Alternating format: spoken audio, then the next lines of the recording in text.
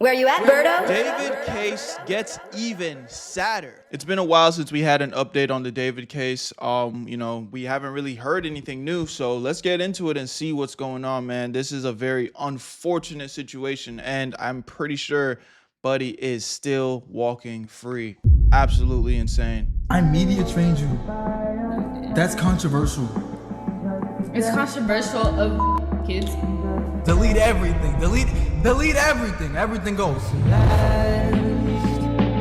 The girl with my name tattooed on her chest. Oh my God. You want to know the crazy thing about this story to this day? It's still mind-blowing to me that this guy has not been charged or arrested or anything. Apprehended, incarcerated, nothing as far as I just don't even understand. Bro hasn't even gotten detained. I can tell. Now, I've not talked about the situation in weeks. As far as I can see, a lot of the updates have been kind of slower, although there were updates regarding the private investigator that I talked about the last time, finding something related to opioids in the residence that David and Celeste were staying in. I just gotta say, it's still shocking to me that somehow this was streamed on Twitch, right? Streaming on Twitch, I believe sometime in 2024. Correct me if I'm wrong. And as you can see, Celeste was here streaming with him. She had her hoodie on, her glasses on, they were doing their thing, right? And then he proceeds to say, I media trained you. That's controversial. And then she proceeds to say, it's controversial of kids. But yeah, guys,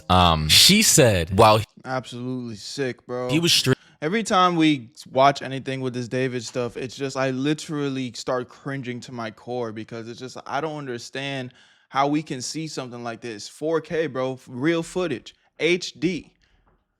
It's literally disgusting, bro. And nothing. I don't understand how at this point he has not at least been brought in and detained. I know the police are trying to do their due diligence to make sure they have as much evidence as possible. But bruh, this nigga David probably halfway across the world right now. Yo, real quick, if you like making money, I need you to watch this part of the video. If you don't like making money, then go ahead and skip it, but that really should be none of y'all. I know you guys have been seeing me promote this new app called Free Cash, and the big talk of the town is This a scam, Berto? What is this? well, look at this guy and this guy. All people from our community that are making money through the Free Cash app. The link is in the description. Even one person from my boy Astro Dior's community made $1,000 using the Free Cash app. I know it sounds crazy, but yes, you can make free money while playing games on your phone. But let me break this down in a very clear way for you guys so you know exactly what's going on. When you sign up for Free Cash using the link in my description, once you're in, you're gonna see a list of games pop up. You download them, you play them, you beat the levels, get to the certain requirements that they tell you to hit. And once you get there, you're gonna get some credits sent to your account. Every single time you hit the requirements, you get paid real money. And they make the process so easy that you can cash out that money into your PayPal or even gift cards. And yes, it is completely free to use. Now, there are some options where you can spend a little cheese to get through the level faster, but you don't need to do that. The reason why this is even possible is because these games are trying to get new players onto their platform. So they pay free cash to pay you to get people to play the game. Now, I know I showed you a crazy example of somebody making up to $1,000, which it's possible, but realistically, it might take some time. This is just an easy way you can make an extra 10, maybe 20 bucks, just doing something that you guys probably do for free anyway. So if you're gonna be bullshitting on your phone playing games, why not get paid? So if you've been on the fence, this is your sign. Click the link in my description and try out a few games. And when you make your money, take a screenshot and send it to me, bro, because I want to see y'all make that cheese. Because if I'm winning, I want to make sure y'all winning too. I love y'all. Y'all know what to do. Link in the description, and you're gonna get a $5 bonus using my shit. Now let's get right back to the video. Where you at, family? streaming on Twitch's own platform. It's controversial, beeping kids. And somehow, some way, this man's Twitch page is still up on this platform to this day. Literally verified, bro. Wow. Literally verified. Like, I just gotta say, if this were anybody else, especially me, I would have been banned a long time ago, let's be honest. I've been targeted by these social media platforms for a while now, especially with YouTube. They're just always on my ass. But as you can see here, his clips are still here, available to this day. Like, look at this shit. Man's VODs are still available. Damn, that's crazy when you really put that into perspective because, bro, Twitch has banned people for so much less. Available for playback on Twitch's own platform after all this time, bro. After all the drama, the news stories, the basically evidence of what he's likely wrapped up in. A lot of times when people are wrapped up in criminal investigations like this, I'm not gonna lie, especially if there's overwhelming evidence that they may have potentially committed a crime. Why is Pokemon here? Yo, this shit is crazy. Is this Cat's Eye? I think that's the group. But like a lot of times when guys are wrapped up, or women or people. Oh my God, look at him. Now this is crazy. I feel bad for any content creator that was just kind of casually hanging out with bro, because this nigga, I'm not necessarily saying give credit where credit's due, but like it's just crazy how somebody so monstrous, so disgusting is hiding in plain sight. Like, bro, who was the other streamer? Jason the Ween was hanging out with bro. And now he's in a room full of female streamers, smiling, laughing, they all having a good time. Nah, this is actually insane. In general, it's not gender-based. In criminal investigations like this, YouTube, Twitch, Instagram will take the liberty, especially TikTok, will actually take the liberty of banning their social media platforms. So this just lets you know that the game is rigged. This is not an even playing field, a level playing field, bro. Everything is rigged, you know, it's nepotism, it's cherry picking, double standards. As you can see, a lot of my content has been being removed nowadays off of technicalities. I'm getting like community guideline warning. I'm here with you, Maury. I'm here with you, Maury. I don't know what it is. You know, maybe we too goddamn handsome for YouTube, bro. For some reason, it's like the content that I'm posting is so controversial or so crazy, but everybody else is allowed to post it. I feel you, bro. I don't know what's going on, man. And all this shit, and it's just like, bro, you will have somebody like an Asmongold or a Penguins Zero upload bar for bar the same video with less censoring than I do, and their video gets to stay up while mine gets shut down, removed, and strike for literally the same thing. So that's why, guys, I implore everybody, like I actually want everybody to go on over to my Instagram page right now, Maury HQ. It's on Instagram. Just to let you guys know, I am running a $100 giveaway to. All right, Lil, you're starting to go onto your own yap sesh, my dog, but I hear you. I'm here with you, brother. I'm hurting just like you. Obviously, his follower count has dipped back down to under 2 million. It was above 2 million at one point in time, but as you can see, given the situation that this man's in, it's going to be steadily stable at 1.9 to 2 million to maybe 2.1. And you know, we have plenty of articles saying that farm tools and pain medicines or opioids were found at the former residence that David was staying in. So they think that this may be linked to the death of Celeste. And you know, according to an exclusive interview that Law and Crime Network, shout out to them on YouTube, that they had with the private investigator on this case, they say at this point they likely know who the individual was that actually moved the Tesla truck while Celeste's body was still in the front trunk of the vehicle, among many other things, of course. You know, it was reported right at the beginning that one of the ways that an ID was done, or they thought that Celeste was the person that trunk, was because another outlet had a conversation with the mother, and she said that she knew of a boyfriend named David. And there's also been images that have come forward on Reddit that show David in Lake Elsinore doing some sort of transaction with a kid. And then we have the teacher, somebody recording the teacher speaking about this, that Celeste was in his class and she had run away. We and then did she see picked up in that. Hollywood Hills We saw that. and ran away again. I think that there's a strong possibility they knew, and it's important to realize that she's in, I think, 7th grade, maybe 8th, but I mean, this is a very young child, and you can't just let them drop out of school at 7. Yeah, so a lot of those details of which he just went over, I have this on like 1.5x speed, just, you know, so we can get through some of the old details we already know. I mean, there were multiple individuals participating in this case who probably had partial detail. That's what I said. I've said this before. I'll say it again because, again, it's been a while since we covered it. But, bro, Celeste's family is guilty in this situation, bro. In some way, shape, or form. I'm not going to put blood on their hands, but to a degree, nah, I retract that. The blood is on their hands in some way, shape, or form because either they 100% knew about it and they were just allowing it to happen, or no, they always 100% knew about it, but it's like the only grace I can semi-give them is like maybe they kind of cared or just didn't care at all. Either way, it's fucking terrible. It's disgusting. You know what I mean?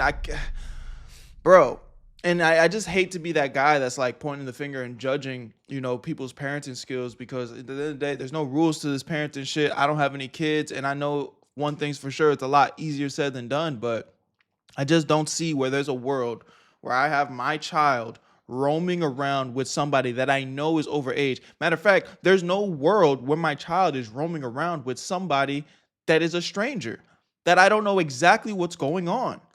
Especially at that age, if they're not family or close as fuck to my family, why is my child with this person? That doesn't make sense. So it's like, just as a responsible adult, I have to hold them accountable. Or was privy to information that they should have alerted the law enforcement to. So basically, the mom knew that her 13-year-old child had a boyfriend named David. Why wouldn't she press that situation knowing that she also ran away multiple times? The teacher was aware that she was being picked up by some guy in front of her school. Pretty sure her friends were aware of that as well. The school themselves knew that she wasn't showing up to school, right? And if you miss days of school, your attendance is lacking, the school should automatically notify the parents. And I'm pretty sure they probably actually did, of which the mom, what does she decide to do? You know, so there's a lot of people in this situation who literally failed Celeste, and they continue to fail vulnerable.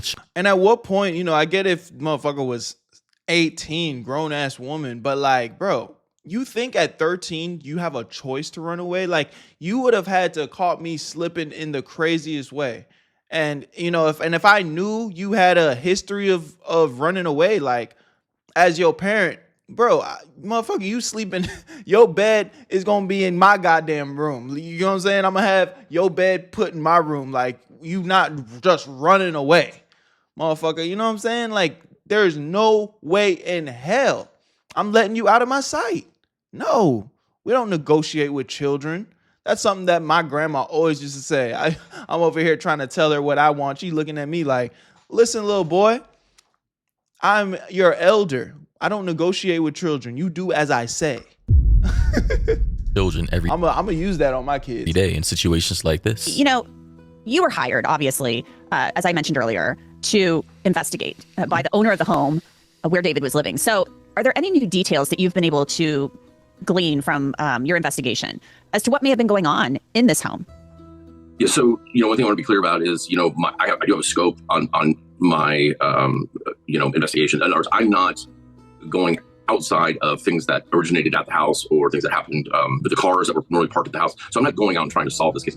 I'm not working side by side with LAPD or stepping on their investigation. It's all contained to the owner wants to know what happened or didn't happen at his house, because he had no idea that David was even living there, because he wasn't on police, and much less Celeste. So in that investigation, I'll tell you there was a lot of things that were left behind, even though after the search warrant, David, I guess through his management, did send movers to come move stuff out, but they left a lot of stuff behind. And then they gave over possession of the house. So, you know, we went through those things, and there was a lot of evidence that shows who had been there a lot. And then we also collected some surveillance from neighboring houses that showed vehicles coming and going and vehicles that were parked there for extended periods of time. And we've been able to, you know, in talking with neighbors, what they saw. And also that community has their own private armed security company that is 24/7. And, you know, I've talked to them about what they've seen and noticed and any reports that they had. And there was only one written report for a noise complaint, but they're still familiar with the area and who comes and goes and what vehicles are normal to the area and what aren't. And basically during this part of the interview, because I did kind of watch the video myself beforehand, he basically goes on the yap about how certain information and details he can't yet reveal because he doesn't want to step on law enforcement's toes, right? So formality, right? He doesn't want to get in the way of the investigation that is happening outside of the house, and his concern is not outside of the house. He's just gathered details and clues as to what had happened in that house because he's hired by the landlord who owns that property. But in my opinion, to cut to the chase, here's the most important part of that interview that I think you guys should hear. I think this part is very important. I think she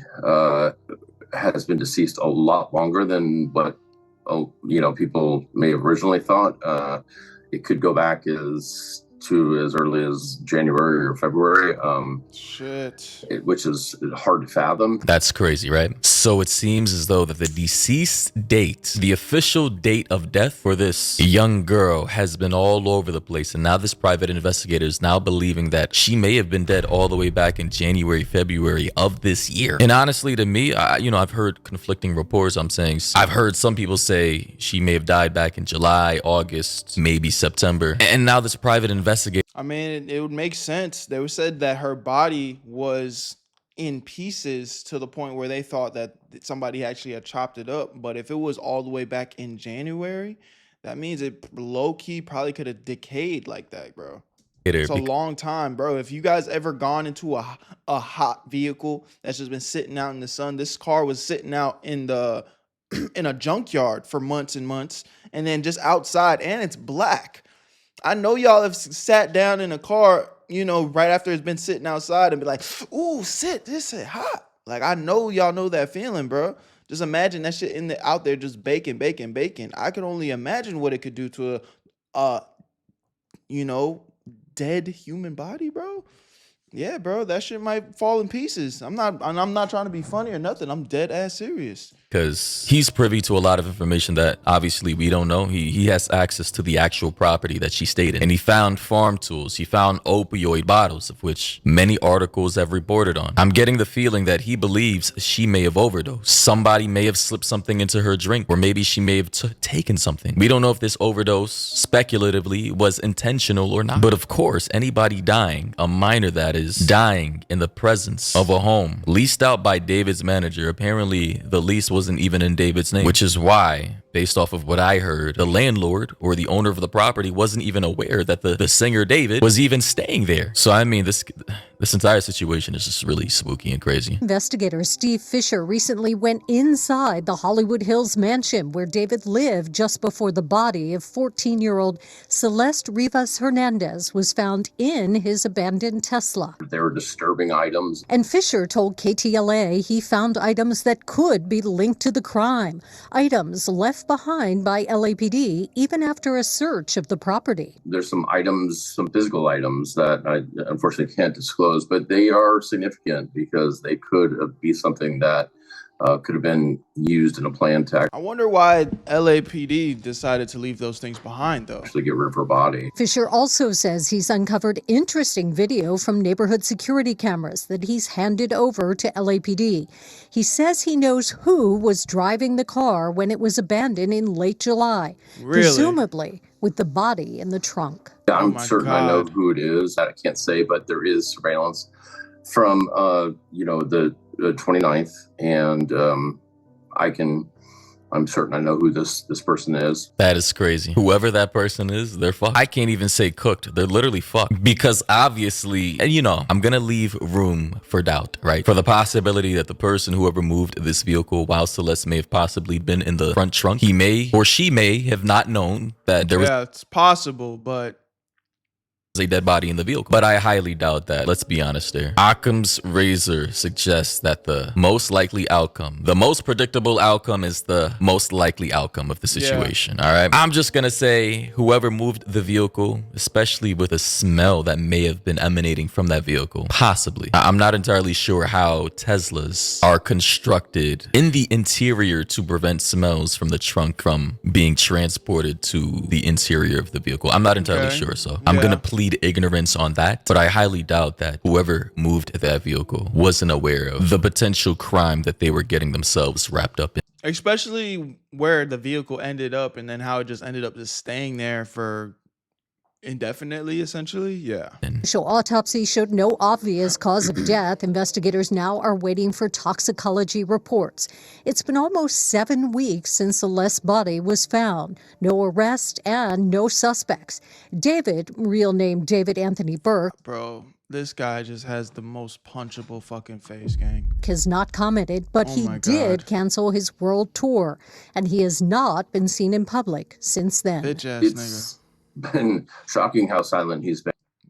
And it's like, I'm all for creativity as an artist, but like when you start seeing stuff like this, man, man. And for somebody that really lived online, and not only him, but the people around him in his immediate orbit, they've gone completely silent. It's just crazy to me how this man has not made one statement coming out to defend himself at all. Like, hey, maybe a post saying I didn't kill her. Like, maybe, I don't know. Maybe his lawyer's obvious. Yeah, I mean, not to say that I'm defending, bro, but I would, if I was a murderous demon, I'd imagine the best thing you can do is shut the fuck up and let your lawyers handle the situation. So that's no surprise to me there. Are advising him not to do that because they would just be flooded with, hey, well, you were with her, look at all these images, these videos, we know you were with her illegally. So even if you didn't kill her and it was some kind of we know you're a P. Fortunate accident, overdose, or somebody in your camp murdered her, I mean, all the evidence that is overwhelmingly showing you potentially having a very explicit and illegal relationship with this minor would just make his case look horrible.